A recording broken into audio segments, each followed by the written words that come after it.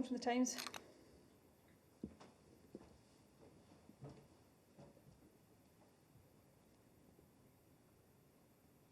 Can you hear me? Yes. Yep, okay.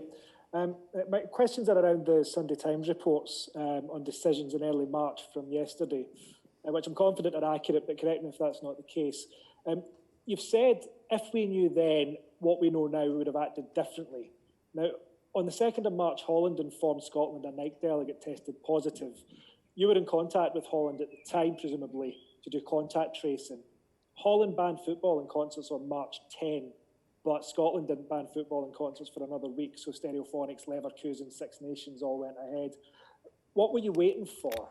Is it because you knew at the time people would get infected? And in the words of Jason Leitch, that very day, Holland banned mass gatherings.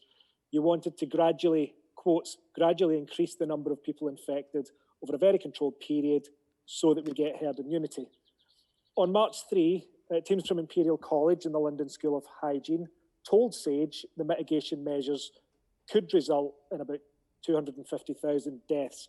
Did you see those findings that were presented to SAGE on March 3? And finally, I'm conscious that you're keen to keep all these questions for a public inquiry after the crisis, but decisions taken at the time are being used to justify decisions taken now. On May 7th, he said the reason you weren't following England out of lockdown was because, quotes, our first cases came later than England's, so we might be at a different and slightly later stage of the infection curve. Yesterday, we learned the first case in the north of England travelled down from the night conference in Scotland. So can you answer some of these questions for us today, please?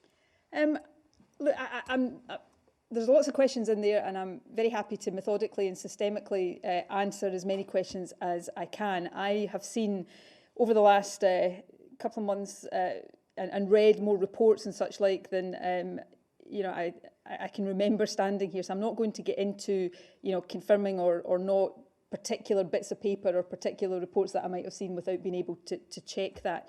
Similarly, Health Protection Scotland, I'm sure we're in touch with health protection experts in Holland around that situation. I wasn't personally speaking to people in Holland. I've sought to take decisions that we have taken based on the best information and knowledge and applying the best judgment to that at every single step of the way. It has never been my view that we should simply let people get this virus. All along, saving lives has been one of the core objectives that we have set. And I'm not trying to dodge these questions and saying that properly and in the fullness of time, all of these things will require to be considered and looked at. But, again, I would make the point that we are not through this yet. And I still have to focus on trying to do the very best things and take the best decisions to get us through the remainder for however long this will be of this health crisis. And that is what I'm going to continue to do. I don't, as I think my sternest critics would say, I don't shy away from scrutiny. I stand up here day in and day out and answer questions, and I will continue to do that, no doubt, for the remainder of this crisis and well beyond that, no doubt. But I also have to keep focused on taking the decisions that people in Scotland have a right to expect me to focus on, because we are not yet at the end of this crisis. Derek Keeley from... With Jason Leitch at the time, because you said it wasn't your view that you wanted to gradually increase the number so that we get herd immunity, but that was Jason Leitch's view on March 10th.